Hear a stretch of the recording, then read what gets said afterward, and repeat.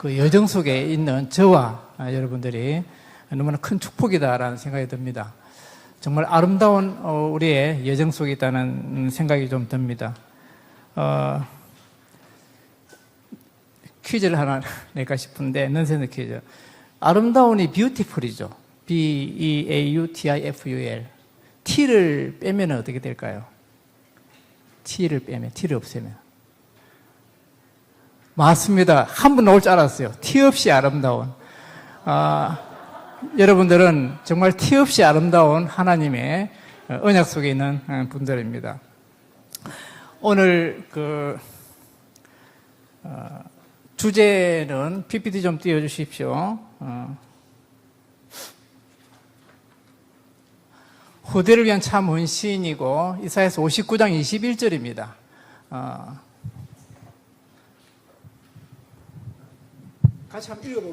같이 한번 읽어보겠습니다. 시작.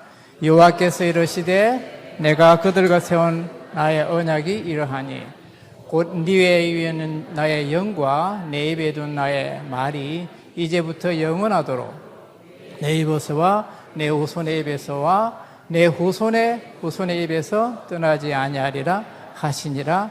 여호와의 말씀이니라. 아멘. 혹시 이 말씀으로 언약 붙잡은 분 계시는지 모르겠습니다. 제가 격대교육을 하게 된 이유가 이 말씀이 제 가슴에 꽂혔고, 우리가 받은 이 복음이 또 끊어지면 어떡하나. 후손의 입을 통해서 예수는 그리스도 모든 문제 해결자라는 이 언약이 전달되어야 될 텐데, 그렇지 않으면 또 노예, 포로, 속국, 유랑, 이렇게 이스라엘의 그 역사가 되풀이되지 않을까, 이런 언약이 생겼습니다. 이 이사야서 59장 21절 말씀을 가지고 제가 곡을 하나 쓸 수 있도록 작사를 했습니다. 작곡은 손민영 랩런트라고 임마누엘 서울교회 랩런트였는데, 한번 가사를 한번 읽어보겠습니다. 가사를 읽어보면 이 부분을 좀 생각하시면서 읽어야 될 텐데, 내 평생 기쁜 날이 있고, 내 평생 가장 기쁜 날이 있고, 내 평생 가장 기쁜 최고의 날, 점청이죠. 제가 쓸 때에 그렇게 했기 때문에 같이 읽어보겠습니다. 시작. 내 평생 기쁜 날은 그리스도의 비밀을 알고 걱정에서 완벽하게 해방받는 날. 내 평생 가장 기쁜 날은 내 어린 자녀에게 말씀과 찬양으로 함께 언약 포럼하는 날. 내 후손의 입에서 복음이 전달되는 그날이 내 평생 가장 기쁜 최고의 날. 내 후손의 입에서 복음이 전달되는 그날이 내 평생 가장 기쁜 최고의 날. 2절입니다. 내 평생 기쁜 날은 그리스도의 언약을 통해 온 가족이 모두 함께 하나님께 예배하는 날. 내 평생 가장 기쁜 날은 내 어린 자녀가 전 세계 살려내는 증인들이 선포하는 날. 그러면 이 곡을 언약교회라고 서울에 거기서 랜선 코로나 기간에 랜선 성가대에서 불렀어요. 같이 한번 따라 불러보도록 하겠습니다.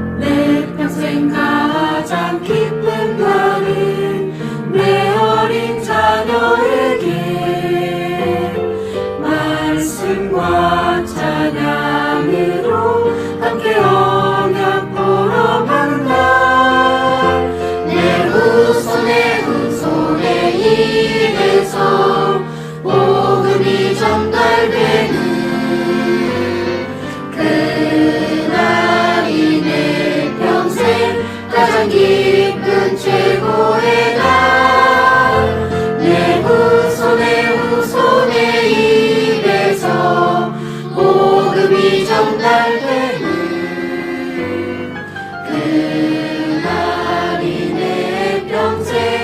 가장 기쁜 최고의 날.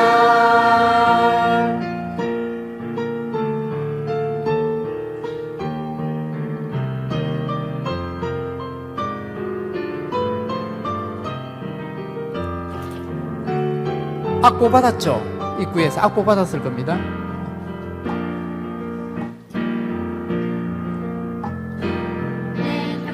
기쁜 날은 그리스도의 언약을 통해 온 가족이 모두 함께 하나님께 예배하는 날. 내 평생 가장 기쁜 날은 내 어린 자녀가 전 세계 살려내는 주님들이 선포하는 날. 내 후손의 입에서 복음이 전달되는 그날이 내 평생 가장 기쁜 최고의 날. 내 후손의 입에서 복음이 전달되는 그날이 내 평생 가장 기쁜 최고의 날. 내 후손의 입에서 복음이 전달되는 그날이 내 평생 가장 기쁜 최고의 날. 내 후손의 입에서 복음이 전달되는 그날이 내 평생 가장 기쁜 최고의 날. 가장 기쁜 최고의 날. 그날이 내 평생 가장 기쁜 날. 기쁜 최고의 날. 아멘입니까? 예수가 그리스도라는 이 진리를 제가 알고 얼마나 기뻤는지 모릅니다. 제 인생이 바뀌었으니까요. 그런데 온 가족이 이 속에 들어왔다는 것은 더 가장 기쁘죠. 최고의 날은 뭐냐? 내 후손의 아들, 딸, 손자, 손녀까지 앞으로 50년, 100년이 흘러도 우리 가문에서는 이 복음을, 언약을 전달받아서 붙어 있는 것, 이것이 최고의 날이다. 그래서 이사야서 59장 21절 말씀을 가지고 해봤습니다. 진리를 찾은 사람들이 있습니다. 저는 제가 초등학교 6학년 때에 선생님이 어느 날 수업 시간에 모든 것은 변한다. 너도 변하고 나도 변하고 너 아빠도 변하고 산천초목 다 변한다. 그러나 모든 것은 변한다라는 이 진리는 변하지 않는다. 이러더라고요. 이 초등학교 6학년 학생들한테. 그게 무슨 말이지? 근데 뭣도 모르고 우리들이 그것이 유행어가 됐어요. 모든 거 변해. 모든 거 변해. 너도 변하고 나도 변해. 이게 이제 어렸을 때에 진리가 뭔지는 모르지만은 그때 이제 진리라는 것이 머릿속에 들었죠. 그러다가 이제 중학교를 가고 이제 고등학교 1학년 때에 제가 진주에서 고등학교를 다녔는데 고1 때에 이제 친구와 룸메이트 하고 있는 친구와 이제 촉성로 놀러 갔다가 전도를 받은 겁니다. 이제 그 당시 진주 경상대학교 그 ROTC 장교 후보생인데 이제 옷을 입고 요한복음만 기록되어 있는 그 당시 그 성경이 세로로 되어 있었는데 가로로 된 요한복음 쪽 성경을 하나 주면서 읽어보고 일요일 날 성북교회로 와라 이래 된 거예요. 그럼 처박아 놨다가 이제 한 몇 주 지나가자 한번 읽어보니까 읽어보다가 요한복음 8장 32절에 이걸 본 겁니다. 진리가 너희를 자유케 하리라. 지금 이 장면은 얼마 전에 지역아동센터에서 연세대학교입니다. 연세대학교에 이제 비전트리 가서 사진 찍은 건데, 진리가 너희를 자유케 하리라. 그러면은 우리가 어디에 구속되어 있는가? 어디에 구속되어 있지? 그 당시에는 뭐 여러분들 아시다시피 유신정권 시대이기 때문에 자유가 사실 없었죠. 그 자유인가? 그러다가 그 다음에 예수께서 이르시되 내가 곧 길이요 진리요 생명이니 나로 말미암지 않고는 아버지께 올 자가 없느냐. 예수님이 진리다, 길이다, 생명이다. 그래서 이제 그 다음 주에 교회를 갔습니다. 가서 도대체 진리가 뭐냐? 예수님이 진리라는데 예수님은 왜 진리인데? 이렇게 이제 질문을 하게 된 거죠. 뭐 목사님이나 뭐 전도사님이나 그 당시 선생님이 여러 가지 질문에 대한 답변을 해 주셨어요. 그런데 뭐 제가 수준이 그때는 안 돼가지고 이해를 못 했죠. 그러다가 지금부터 한 25년 전에 이제 여기 동삼제일교회, 그 당시 동삼제일교회죠. 1998년 8월 11일 그때가 제가 1차 합숙 받고 주일에 들어가서 월요일 날 저녁에 깨진 겁니다. 이게 왜 진리가 예수님인지, 왜 자유케 됐는지.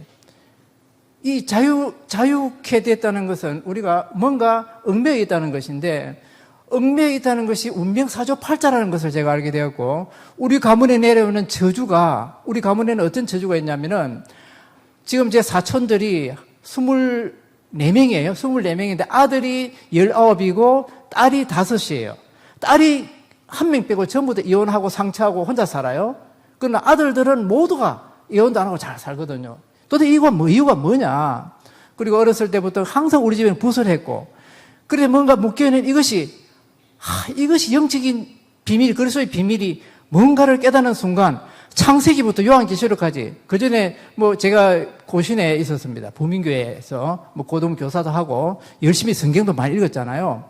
그러나 그 전에는 이 비밀을 몰랐기 때문에 진짜 바보처럼 살았죠. 바보처럼. 그러다가 이 비밀이 깨닫는 순간에 창세기에서 요한계시록까지 전체가 확 뚫리는 거예요. 그러면서 제한테는 인생이 바뀌는, 천지가 개벽되는 그런 순간이 왔고 제 인생이 바뀌었습니다. 그런데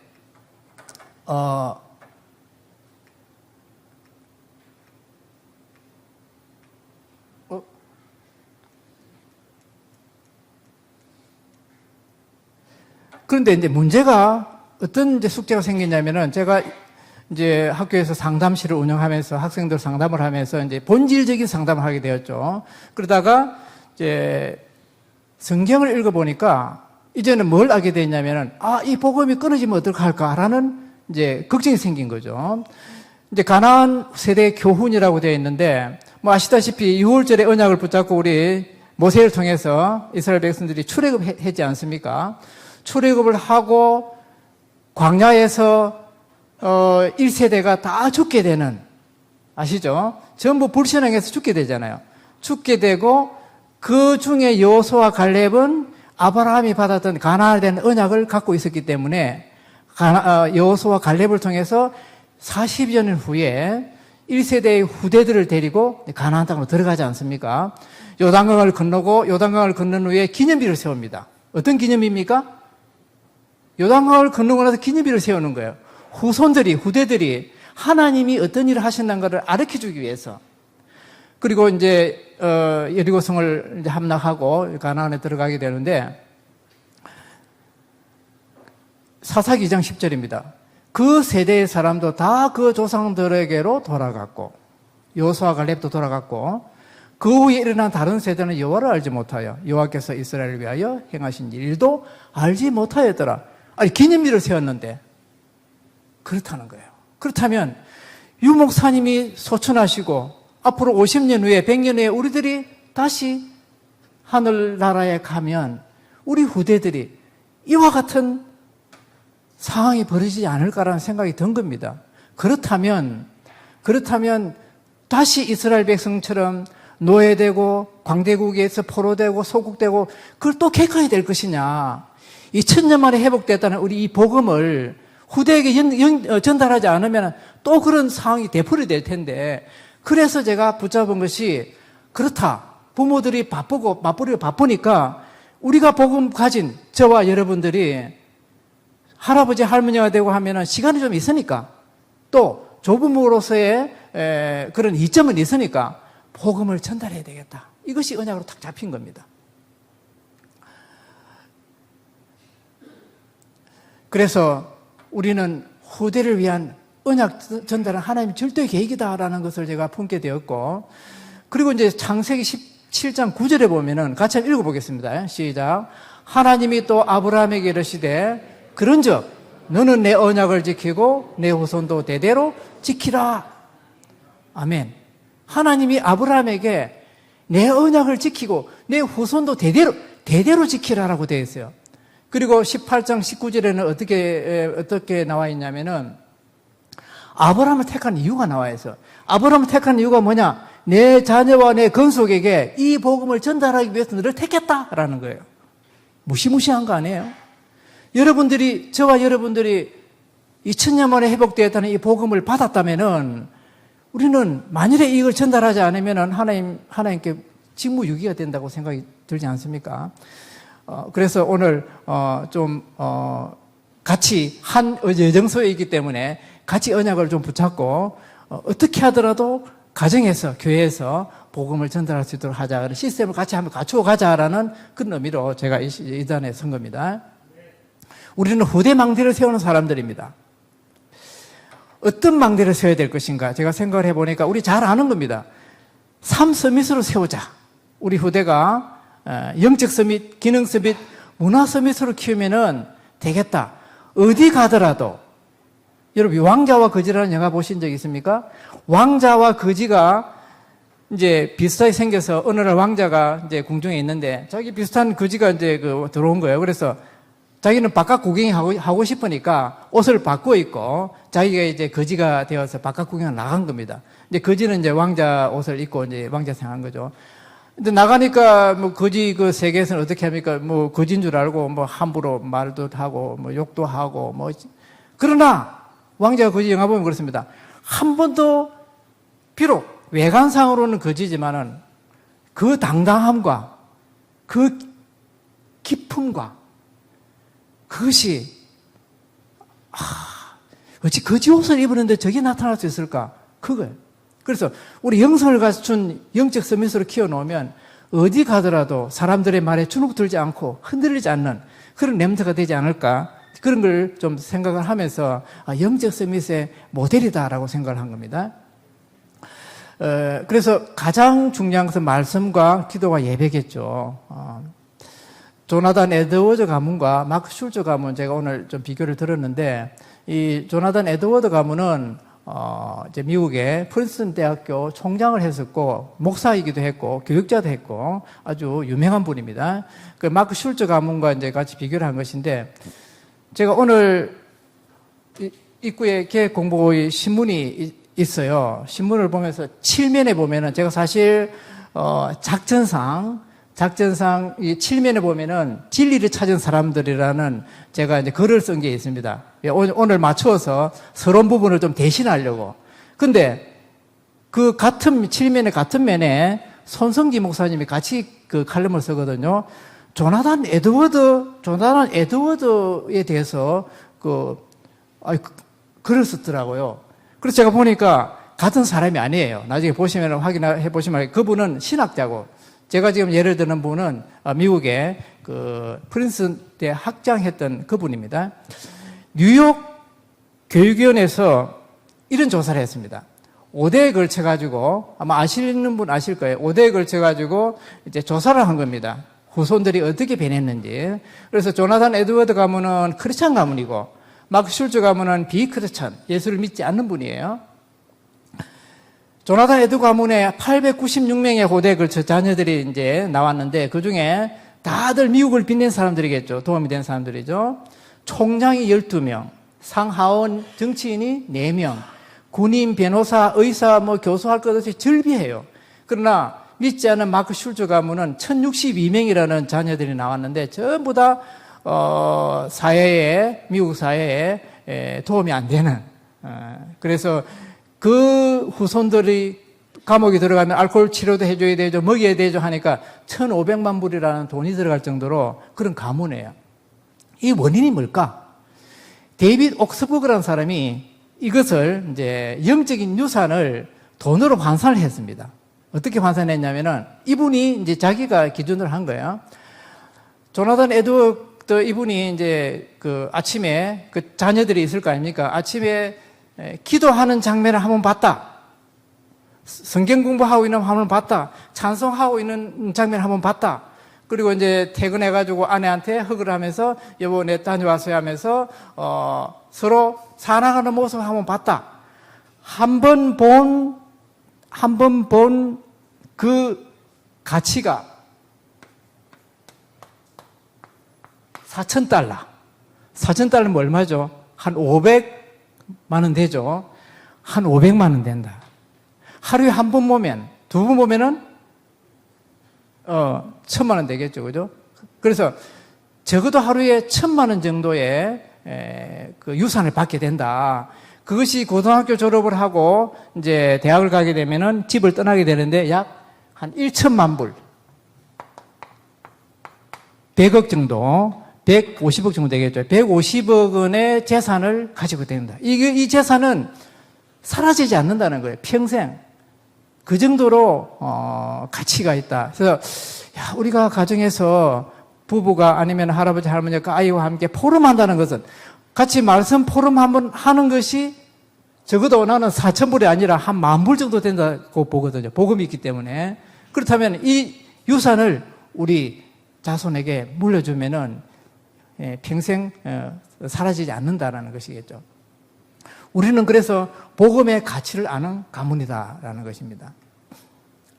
이 본질육아라는 세상에서 가장 쉬운 본질육아라는 책을 작년 9월에 진아영 교수가 한국인 최초로 존스 호킨스 대 미국 소아과 소아정신과 의사인데 이분이 이 책을 썼어요. 책을 읽고는 참 은혜를 많이 받았는데 이 사람이 밥짓기 요법이라는 책, 우리가 이제 아이를 양육을 할 때에 영적인 것뿐만 아니라 저는 아이의 영성과 인성이 같이 갖춰야 된다고 생각합니다. 인성. 그래서 인성을 지도하기 위해서는 이 밥짓기 요법이 필요하겠다는 생각이 들어서 소개를 해드리는 겁니다. 쌀은 아이의 잠재력이다. 쌀은 아이의 잠재력이고, 이제 밥을 하려면, 내비에 밥을 하면은 쌀도 있어야 되냐, 물도 있어야 되겠죠. 물은 사랑과 보호고, 불은 네 가지 가치와 긍정의 마음 자세다. 이렇게 한 거예요. 자, 쌀은, 우리가 이제 쌀 속에는 모든 것이 다 꽉 차 있다는 것입니다. 쌀 안에는. 그리고 물은 적당해야 되겠죠. 물을 많이 부으면은 물밥이 될 것이고, 적게 부으면 뗏밥이 될 텐데, 저는 이제, 제가 우리 아이들 어릴 때 여름방학 되면은 늘 캠핑을 가면은 제가 밥을 다 했습니다. 지금 퇴직해가지고 지금부터 밥은 제가 합니다. 그래서 물은 제가 잘 압니다. 묵은 쌀이냐, 햅쌀이냐, 찹쌀이냐, 맵쌀에 따라 물의 양이 달라요. 아시죠? 예. 그렇기 때문에 아이에 대한 사랑도 과잉 사랑하면 안 되고, 과잉 보호하면 안 되고, 또 사랑이 적으면 안 되고, 보호를 너무 적게 해도 안 된다는 것을 아주 잘 표현을 잘 해놨어요. 그래서 이제 이분이 20조 허그요법을 20조 허그요법을 소개했습니다. 아침 저녁으로 아이한테 내 보석 같은 딸, 누구 정말 엄마가 사랑해.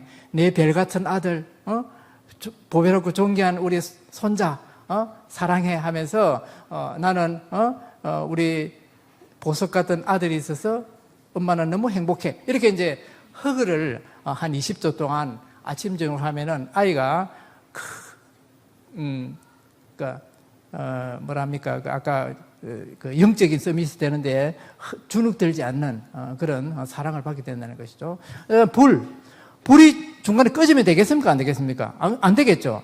불은 계속해서 이제 지속적이어야 되기 때문에 이제 네 가지 가치, 이제 긍정적인 마음 자세를 갖출 수 있도록 신뢰성, 정직하고 책임을 가질 수 있도록 또 기부하고 배려 깊은 그런 아이가 될 수 있도록 이걸 끊임없이 지속적으로 이제 하셔야 된다는 것이죠. 그래서 성경 속의 렘넌트, 요셉, 모세 이런 쪽에 있는 멘토 정학이 있는데 이 부분은 제가 마지막 부분에 2015년 3월 29일 날 아마 기억 못 하실 거예요.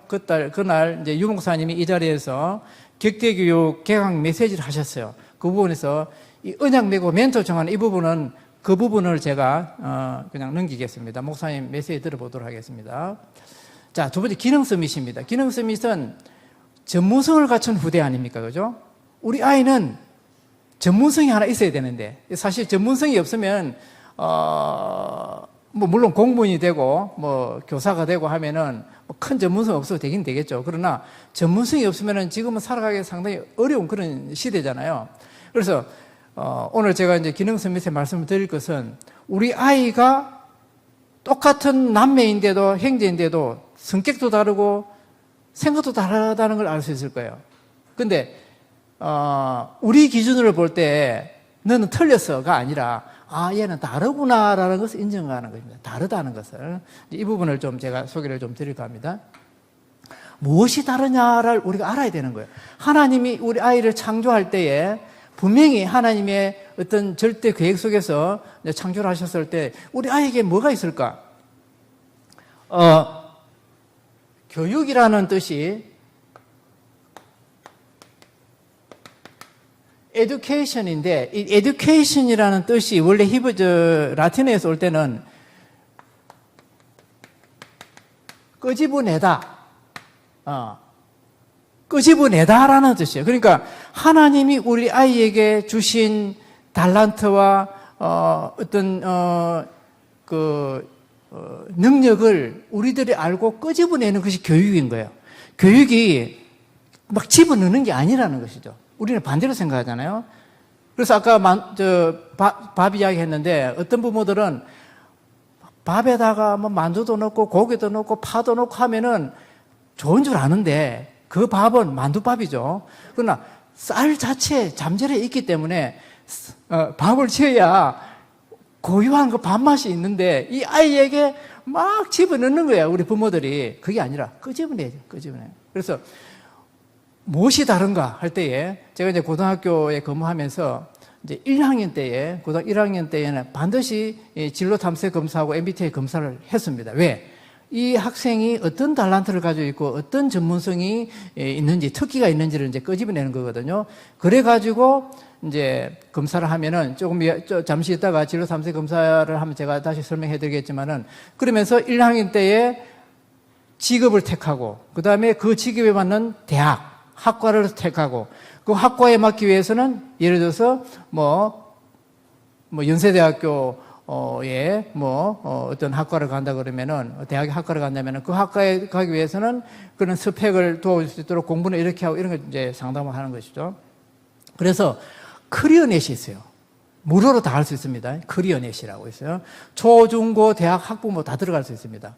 그리고 워크넷은 뭐냐면은 직업을 이제 고용노동부에서 만든 것인데 직업을 알 수 있어요. 예를 들어서 워크넷에 접속해가지고 경찰관 딱 치면 경찰은 어떻게 되며 연봉은 어떻게 되며 계급은 어떻게 되며 쭉 다 나옵니다. 교사, 소방서 다 할 것 없이. 그래서 커리어넷과 워크넷을 통해서 우리 자녀에게 내가 뭐에 흥미가 있는 것인지 이런 것을 이제 알도록 해 주는 거죠. 오늘은 MBTI 검사하고 진로 탐색 검사를 잠깐 소개를 해 드리겠습니다. 아시다시피 MBTI 검사는 8개로 코드가 되어 있습니다. E는 외향형, I는 내향형, S는 센싱으로 감각형, N은 직관형, 인투이션이고 직관형이고, 사고형, T, thinking, 그 다음에 feeling, 감정형, 판단, judging, 그리고 perceiving, 인식형. 이 8가지가 조합이 되는 거예요. 자, 예를 들어서 ISTJ 하면은 소금형으로, ISTJ는 소금형으로 한 번 시작한 일은 끝까지 해내는 능력. I는 내향이죠. 내향이면서 S는 감각이면서 T는 생각하면서 판단하는 겁니다. 이런 아이들이 소금형이고 한 번 시작한 일을 끝까지 해내는 성격이 있어요.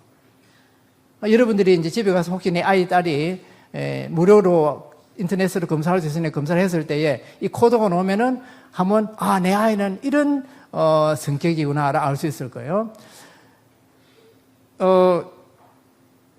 유퀴전 블록에 유재석 씨가 뭐냐 하면은 두 번째 줄에 ISFP더라고요. 성인군장이라. ISFP, I, 내향의 힘에서, S, 센싱, 감각의 힘에서, F, feeling에다가, P는, 인식이라고 했지 않습니까? 그러니까 따뜻한 감성을 가진 겸손한 사람으로 성인군장이고, 그 다음에 우리 유퀴전 블록에 유재석 씨하고 옆에 한 사람 누구죠? 조세호. 조세호 뭔지 아세요? 그 밑에 ENFP입니다. 스파크엠. 열정적으로 세관계를 만드는 사람. 가만 제가 이제 보면은 유재석 씨는 아주 초빙한 그 사람을 편안하게 해주더라고. 설명도 해주고. 이제 조세호 씨는 그게 잘 안 되죠. 그러나 두 사람이 하니까 재미가 있어. 각자, 그죠? 그래서, 이걸 참고를 해가지고 내 자녀는 어떤 성격 유형인지를 한번 파악을 할 수 있다. 그런 거예요. 자, 그 다음에 홀랜드 육각형은 제가 이제 학교에 근무하면서 꼭 1학년 때에 검사를 했던 것인데, RIASEC, 오른쪽으로 RIASEC 되죠. R은 현실행위다 하고 실쟁이라고 합니다. 리얼리스틱. I는 investigative, 탐구형, 예술형, artistic, 그 다음에 social, 사회형, 진취형, 기업형, enterprising, conventional, 관습형, 이렇게 되어 있는데, 이 홀랜드 사람이 미국의 사람인데, 한 11,000명을 각 검사를 한 거예요. 흥미검사를. 직업인 흥미검사를 했는데, R형은 어떤 현실형, 탐구형, I는 탐구, 예술, 다음을 보는 게 더 훨씬 좀 낫겠네요. R 실제형은 성격 적성이 말이 적고, 우리 아이가 말이 적고, 운동을 좋아하고, 신체적 활동적이며, 소박하고, 솔직하고, 성실하며, 기계적 적성이 있다. 이러면은 실제형입니다. 제가 이제 검사를 해보면은 보통, 두 가지를 같이 두 개는 이게 세 개로 겹쳐요. 아이들이.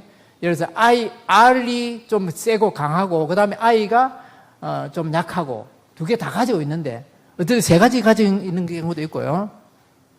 그래서 실제형은 기술자라든지 엔지니어라든지, 이런 사람들, 운동선수. 그 다음 I는 탐구형이니까 학구적인 사람이겠죠. 학자 같은 게, 의사라든지. A는 예술형입니다. 예술형. 그리고 S는 사회형으로서 말하기 좋아하고, 어디 가면 어울리기 좋아하고, 그런 사람들은 이제 사회복지가라든지 심리상담, 교사, 종교인, 이제 간호사 이렇죠. 이 기업형, 진취형, 이런 아이가 있어요. 이런 아이는 어디 가면 꼭 상석에 안절등한 사람 있잖아요. 우리 중에서도 꼭 가면은 뭔가 보스하고 싶어 이런 사람들은 이제 이 행이죠. 경찰, 정치가, 판사, 영업사 이 사람 잘 좋아합니다. 성격 적성이 지도력과 설득력이 있으며 열성적이고 경쟁적이고 이상적이며 외향적이고 통솔력이 있고 이런 분이요. 네, 관습형은 책임감이 있고 빈틈이 없으며 조심성이 있고 변화를 좋아하지 않으며 계획성이 있으며 사무능력과 계산능력이 뛰어난다. 이제 서기라든지 세무사, 은행원 이런 사람들입니다. 자, 이것이 육각형의 이제 성격 유형인데, 이 성격의 그 학과가 나오거든요. 그러면 이제 어떻게 이제 학생들 검사를 하고 결과를 하냐면은, 좋아하는 직업 하고 나서 그 다음에 학과, 그리고 나서 대학을 선택을 하고 1학년 때에, 고1 때에, 그리고 나서 반 학생들한테 나는 어느 대학교 무슨 과를 갈 겁니다. 제 성격은 이렇기 때문에 갈 겁니다. 이제 다 선포를 합니다. 그러면 저 친구는 부산대학교 조선공학과다. 저 친구는 동아대학교 회계학과다. 이거 다 이제 나오잖아요. 다들 1학년 때는 전부 다 부산대 이상이더라고. 연대, 고대, 경희대 다 나와요. 2학년 가면 낮아지고 3학년 가면 축 낮아지고 그래 되는데, 아무튼 발표를 하고, 그리고 2학년 가면 이제 스펙을 쌓게 하고, 이제 동아고등학교 제가 근무했었는데, 동아고등학교는 이거는 기업 비밀인데, 사실은, 다른 학교에서 잘 안 하는 걸 좀 합니다. 예를 들어서 수학여행을 가게 되면은, 수학여행 가서 그냥 3박 4일 보내지 않아요. 동아리 한 팀을 만들어가지고, 제주도를 가면은 천혜향에 대해서, 프로젝트를 만들어서 조사도 하고 인터뷰도 하고 왔다 와서 보고도 하고 보고해가지고 각 반에서 1등 팀, 그 다음 전교 1등 팀 해가지고 금상, 대상도 주고 막 그래요. 그리고 나중에 스펙으로 해서 학생 기록부에 기록이 되니까 서울대학교 많이 보내거든요. 연대고대 많이 보냅니다. 동아고등에 많이 보냅니다. 그 이유가 다 거기 있어요. 아무튼 개인뿐만 아니라 이런 단체도 이런 경우가 있다는 것이죠. 그래서 우리 아이의 성격 유형은 어떤 것인가, 흥미는 어떤 것인가를 좀 알면은 우리가 내 자녀는, 내 아이는 뭐가 다르구나, 이게 좀 다르구나를 알 수 있다는 것이죠.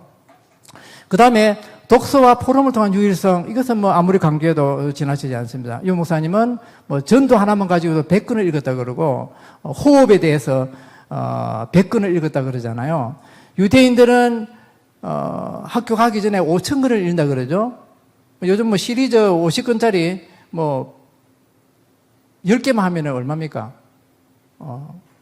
100개만 하면 5,000권 되겠네요. 아무튼 학교 입학하기 전에 5,000권, 그리고 성인식 하기 전에 5,000권 이렇게 읽기 때문에 요즘 오펜하이머라는 영화가 뜨고 있던데 그거 보니까 절비한 유대인들이 그 당시 과학계를 다 잡고 있더라고요. 왜 그러느냐? 책을 읽었기 때문에. 전문인과 인턴십은 다음 주에 우리 손 장로님이 하시기 때문에 생략하겠습니다. 그 다음 문화서밋입니다. 문화서밋은 그릇을 갖춘 후대, 그릇을 갖추도록 해야 되겠다. 그릇을 갖추려면 어떻게 해야 될까? 제가 기도하면서 그렇다. 오력 충만하면은 그릇을 갖출 수 있겠구나. 영역과 지력과 체력과 경제력, 인력. 동의하시죠? 그리고 다양한 여가 활동. 이게 뭐냐면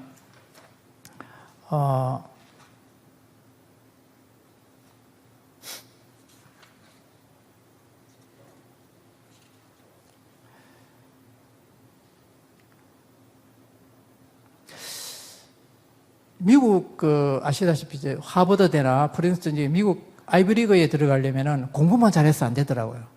뭘 잘해야 됩니까? 다 특기 활동 그리고 인맥 이런 여가 활동 이런 것들을 잘해야 스펙이 쌓여야 대학에 들어가지. 우리나라처럼 공부만 잘해가지고 들어가지 않죠. 미국 사립고등학교 같은 데는 이런 것들을 아주 잘하고 있죠. 그래서 우리 임마누엘 교회에서도 학교를 만일에 하나님 은혜로 설립을 하게 되면 이런 미국에 있는 로렌스빌이나 초스쿨이나 이런 미국 사립고등학교, 사립학교의 시스템을 좀 같이 MOU를 맺어가지고 우리 교회도 세계 글로벌한 그런 학교를 좀 만들었으면 좋겠다. 저도 기도하고 있습니다. 그리고 예언가 포럼은 아시다시피 하나님이 만드신 창조 세계를 알아야 되겠죠. 유대인들, 이스라엘은 지금 현재 고등학교를 학생들 졸업을 하게 되면 학교 졸업하면 대학을 바로 안 갑니다. 바로 안 가고 전 세계 12개국, 성인식 하면서 받은 돈이 있잖아요. 전 세계 12개국을 돌면서 여행을 하고 그 후에 대학에 들어간다고 합니다. 그러면 대학 생활이 다르겠죠. 우리나라는 대학 들어가면은 그동안에 학교 다니면서 공부하다 찌들리기 때문에 들어가서 그냥 이제는 놀자, 알바하고 그러잖아요. 자세가 다른 거예요. 그래서 여행과 포럼도 중요하겠다. 문화서밋이라는 것은 우리가 전도할 수 있는 어떤 자세를 갖춘다는 것이에요. 그래서 오늘 세 사람을 좀 소개를 하려고 합니다. 첫째는 니콜라이 그룬투비입니다. 제가 5시 이전에 끝내려고 지금 빨리빨리 하고 있습니다. 니콜라이 그룬투비는 덴마크의 중흥의 할아버지라고 소문이 나 있습니다. 이 사람은 지금부터 200년 전의 사람입니다. 그 당시 덴마크는 왕정시대고 독일의 이제 프루시아의 속국이었어요. 그 당시 생각을 한번 해보시면 우리나라 이제 조선 말기라고 생각이 되는데 이 그룬투비는 목회자의 아들이었고 목회자이기도 했고 시인이고 교육자고 작곡가고 저술가고 철학자고 농민교육자고 국민대학을 설립했어요. 이분이 니콜라이 그룬투비가 옆에 있는 책이 보이는데 우리도 행복할 수 있을까? 이 오연호 씨가 지은 책인데 저 책에 나온 내용입니다. 우리도 행복할 수 있을까? 덴마크를 행복지수 1위로 올린 그룬투비와 같은 우리 렘넌트가 한 명 있으면은 우리도 행복할 수 있다. 왜? 우리는 복음이 있기 때문에. 그렇잖아요? 그래서 그런 꿈을 꾸면서 이제 기도하면서 우리 후대도 이런 거린토비와 같은 렘넌트가 나와서 이 나라를 바꿀 수 있는 그런 우리 그릇으로 키우면 어떻겠느냐 생각이 들어서 이제 이분이 이제 7가지의 리더십을 이제 소개해 놨습니다. 첫 번째는 신앙입니다. 이 목사이기 때문에. 두 번째는 뭐냐? 독서의 힘. 이 거린토비 이분이 청소년 시절에 6년 동안 전문적으로 독서를 강의를 하는 목사님 집에서 6년 동안 강의를 받았어요. 6년 동안. 그러면서 정치, 경제, 교육, 문화 모든 분야에 대해서 독서를 이제 한 것이죠. 세 번째, 감성의 힘. 이게 중요해서 제가 꼭 같이 했으면 좋겠다는 생각이 드는데, 이 거린토비의 가정에는 항상 찬양이 나오고 음악이 나오고 항상 음악이 나왔대요. 음악적인 분위기. 그래서 이분이 찬송가를 271곡, 271곡이라는 찬송가를 작곡을 했고요. 작곡을 했고요. 한 1,400곡 정도 되는 곡을 썼대요. 이분이. 왜? 그런 감성을 어렸을 때부터 가정에서 묻어 나왔기 때문에. 세 번째는 열린 마음의 힘. 이분이 옥스퍼드 대학을 이제 갔다 왔는데, 옥스퍼드 대학 갔으니까 덴마크에서 옥스퍼드 영국으로 가서 유학을 했는데, 세상은 이만큼 발전하고 다르구나라는 걸 했기 때문에 마음을 열었다는 것이겠죠. 우리 렘넌트들에게도 신앙, 독서, 가정에서 감성의 힘을 그러면서 열린 마음을 주기 위해서는 여행을 시켜야 되는 것이겠죠. 그 다음에 애국, 나라 사랑하는 마음, 용기, 열정, 이 7가지를 리더십으로 잡은 거죠. 이거를 우리 후대 렘넌트들에게도 좀 기도하면서 전달해야 되겠다는 생각이 좀 들어서 소개를 해드립니다. 그리고 아시다시피 우리의 지도자 도산 안창호 기독교인입니다. 민족 지도자죠. 이분이 이제 원래는 한학을 어렸을 때 공부를 하고 언더우드의 구세학당에 입학하면서 한학에서 기독교인으로 바뀌었습니다. 그러면서 최초의 근대학교, 점진학교를 설립을 하게 됩니다. 최초의 성경적인 교육을 실시하면서 초등과정에 남녀공학을 하게 된 거예요. 무실역행, 아마 안창호 무실역행을 아실 거예요. 안창호 이분과 같은 이분이 애국자지 않습니까? 신앙이지 않습니까? 언더우드와 같은 니콜라이 거린토비와 같은 역할을 했다고 보거든요. 그 다음에 마지막으로 소개를 해야 할 렘넌트는 이제 저희 가정에 복음을 전해준 약 25년 전에 우리 가정에 복음을 전해준 지금 현재 미국에 살고 있습니다. 그 동서의 조카 딸이죠. 저한테 조카 되겠지만은 2016년에 이 사진을 저한테 보내줬어요. 네켈이라는 단체가 있는데, 네켈은 어떤 단체냐? 잘 안 보이죠? Network of Korean American Leaders. Network of Korean American Leaders. 그러니까 한국, 미국 리더의 네트워크라는 것이겠죠. 1.5세, 2세인데 나이가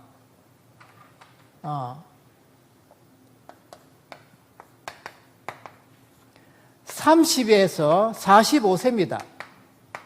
30에서 45세 사이에 차세대 리더, 전 분야에 한 해에 2005년에 시작이 됐는데 한 해에 신청자를 받으면 한 1,000명 정도 신청을 한대요.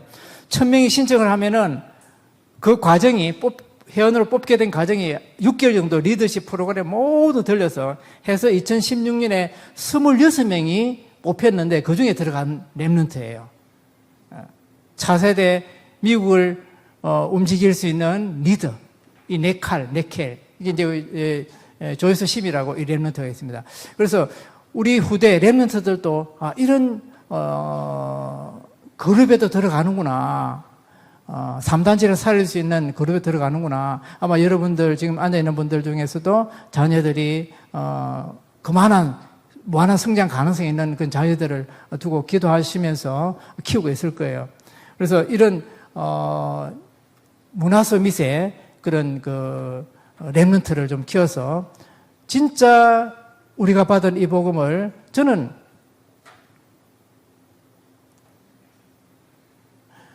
우리 교회가 237 치유 서밋의 교회인데 저는 두 가지입니다. 가정과 교회입니다. 우리 가정은 이사야 59장 21절 말씀대로 언약이 우리가 받은 이 귀한 복음이 이 예수가 그리스도의 비밀을 우리 후대에게 전달할 수 있는 시스템을 만들어야 되는 것이다. 그것이 가장 좋은 것이 뭐냐? 복음 명문가, 복음 왕가. 저는 우리 왕 같은 제사장이기 때문에 택하신 족속의 거룩한 나라요. 왕 같은 제사장이기 때문에 우리는 복음 가지고 있기 때문에 우리 후대가 그런 가문을 이어갈 수 있도록 그게 복음 왕가입니다. 복음 왕가를 하는 것이고 그 다음에 우리 교회가 어떤 교회입니까? 237 치유 서밋의 언약을 붙잡은 교회예요. 전 세계 하나밖에 없는 전무후무한 사실은 그래서 우리 교회가 성전 건축이 되고 나면은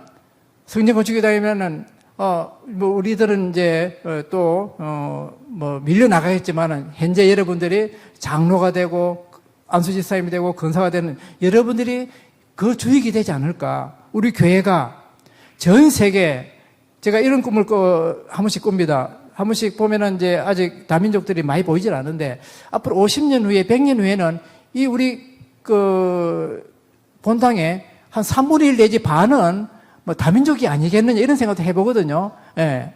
그렇기 때문에 우리 교회가 237 치유 서밋의 성전 응답 이 우리 교회의 주역이 바로 우리들이라는 생각이 들어서 우리 각 개인은 가정에서 그리고 교회에서는 우리 교회가 전 세계를 살릴 수 있는 플랫폼이다라는 생각을 하고 마지막 부분에 레파라고 아마 좀 생소한 것이 있는데 아마 들어올 때에 이것을 몇 그리 모자라 가지고 받은 분도 있고 안 받은 분도 있을 거예요. 레파는 뭐냐면은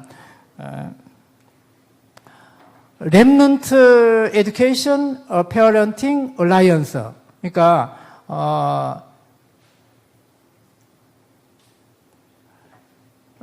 Remnant Education Parenting Alliance, 렘넌트 부모 연합회입니다. 이거를 2019년에 발족을 했는데 코로나 때문에 지금 이제 스톱이 된 상태고 우리 가정과 우리 교회에서 이 운동을 좀 했으면 좋겠다라고 해서 제가 한번 올려봅니다. 후대 살리는 플랫폼 망대, 복음 왕가의 시작이고 후대 살리는 파수꾼 망대 이렇게 좀 했으면 좋겠다라는 그래서 제가 올려봤습니다. 자 마지막으로 우리 당회자 목사님의 아까 언약 잡는 그 부분을 영상을 보고 마치도록 하겠습니다. 들어주세요.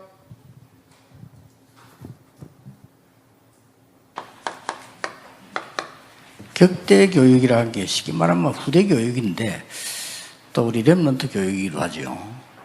그래서 제가 보기로는 렘넌트 교육을 지금 많이 하고 있는데 뭐 또 이게 격대 교육이냐 이렇게 볼 수도 있는데요. 우리가 정확한 인도를 받자면 개교회들이 어른들이 할아버지, 할머니, 아버지 이런 부모님들이 직접 우리 아이들을 삶과 모든 교육을 가르치자 이렇게 하나님이 방향을 주신 것이 아닌가라고 생각을 합니다. 제일 중요하다 싶은 것만 한 3가지 말씀드리려고 합니다. 지금 교회에 다니는 아이들이 제일로 발견하지 못하고 있고 대부분 렘넌트들, 불신 학생들이 발견하지 못하고 있는 게 이겁니다. 후대 교육을 해야 되겠는데 자기가 누군지 뭐 해야 되는지를 모르거든요. 이게 되어져야 이 천명이 보일 거 아니에요. 그렇죠. 내가 단한테 뭐 받았다 이렇게 돼줘야 천명이 보이지고 천명이 보여야 소명이 보이고 소명이 보여야 사명이 보이는 거 아닙니까? 선진국에서요. 일단 아이들을 오만 것 떼만 걸 다 시키는 시간표가 있더라니까요. 일단 그렇게 하는 이유가 뭐냐니까 그걸 발견하게 해주는 방법이요. 그래서 이게 선진국이구나. 그러나 우리는 격대 교육에서 가르쳐 주세요. 정시기도 할 수 있을 정도로 가르쳐 주세요. 정상적인 엘리트는 정시기도 대집니다. 정상적인 사람은 새벽에 일어나서 자기 생각합니다. 정상적인 사람은 새벽에 일어나서 일 챙깁니다. 정상적인 사람은 새벽에 일어나서 미래 생각합니다. 그렇죠? 그래는 만들어줘야 될 거 아닙니까? 그래서 어쨌든 그게 들어가도록 정시 기도를 하거나 정시 예배를 혼자서 하거나 아까 내가 얘기했죠. 그래야만 공식 예배가 살아나요. 이러면은 분명히 달란트 보인다. 4등 2장 17절 18절 장래의 일을 말하고 꿈을 꾸고 환상을 보게 될 것이다. 확실합니다. 꼭 격대교육 하는 데서 격대교육은 필요한 교육입니다.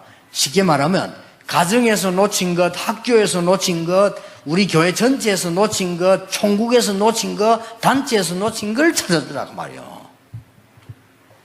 꼭 뭐 할아버지가 나서서 하면 이게 아니고 찾아줘야 돼요. 그래서 너무 잘 시작했다고 봅니다. 초월한 조직을 만드세요. 장로님 잘 시작했으니까 중심으로 우리 경험 있는 장로님들, 실력 있는 장로님들 많아요, 우리 교회는. 그리고 전문인들 많습니다. 그리고 지금 보면 이 똑똑한 이 많은 청년들이 있습니다. 그리고 교육자들도 있어요. 이게 손을 잡아서 우리가 다른 거는 못해도 우리 아이들이 혼자서 기도할 수 있고 어디로 가서든지 혼자 기도하는 이게 행복하고 이게 답이 되고 힘이 되는 것은 알도록 해줘야 되는 것이다. 여기에 눈에 안 보이는 치유가 일어나고 이거 치유가 일어나야 되겠죠. 자, 쉽게 말하면 우리 다 말 알아듣는 분들 아닙니까? 내가 더 이렇게 뭐 생각과 올바른 집중이 안 된다는 거는 치유돼야 돼요. 그렇죠? 그 사람이 사회에 나가서 이긴다는 거는 힘들 뿐 아니라 이게 더 문제예요. 이렇게. 두 번째입니다. 여러분들이 이제 절호의 기회를 맞이했는데 어떻게 각인시킬 것이냐. 얘들에게 무엇을 각인시켜서 뿌리 내리게 해서 체질화시킬 것이냐가 우리의 두 번째 격대교육할 때 이유란 말이에요. 이러면 응답 딱 오게 돼. 세계 정복하게 돼 있습니다. 이러면 이때부터 뭡니까? 아주 중요한 응답들이 오기 시작해요. 요거를 렘넌트들이 막 고생해서 기도했더니 응답 왔다. 이거 맞습니까? 아니거든요. 물론 그것도 기도입니다. 막 밥을 굶고 막 배를 막 하고 기도했더니 능력 왔다. 그럴 수 있습니다. 그러나 하나님이 원하시는 그겁니까? 아니거든요. 진짜 삶 속에서 하나님의 은혜 속에서 깊이 뿌리 내린 이런 복음 능력을 말한단 말이에요. 그래서 교육하는 것이지. 세 번째입니다. 이제는 아이들이 행복하게 신앙생활과 기도가 되어져야 돼요. 하나님, 나는 기도하게 된 건 너무 감사합니다. 이렇게 렘더 되어지면 중요한 그게 되어집니다.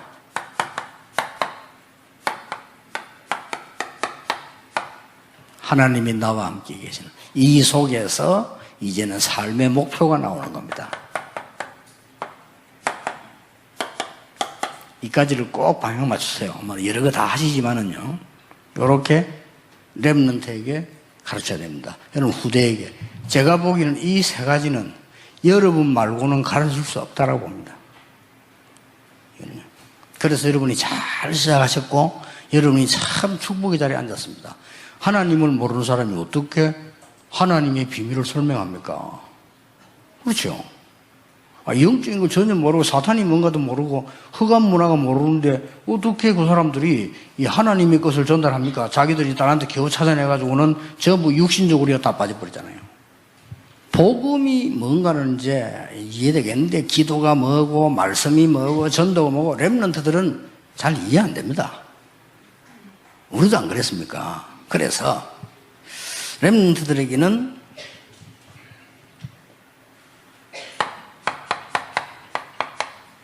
성경에 있는 걸 제일 먼저 설명해 주고요.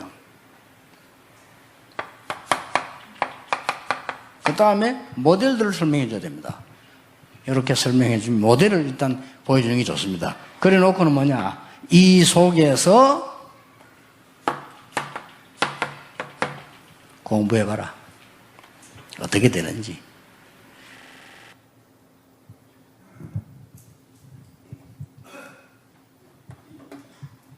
네.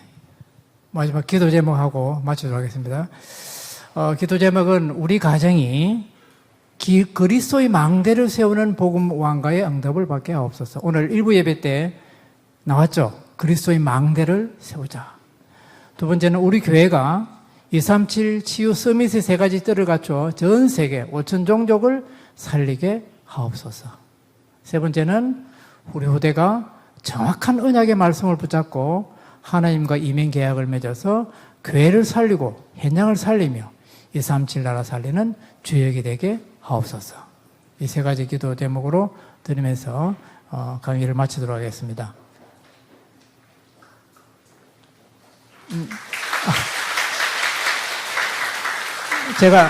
제가 기도하면서 마쳐야 됩니까? 목사님 오세요.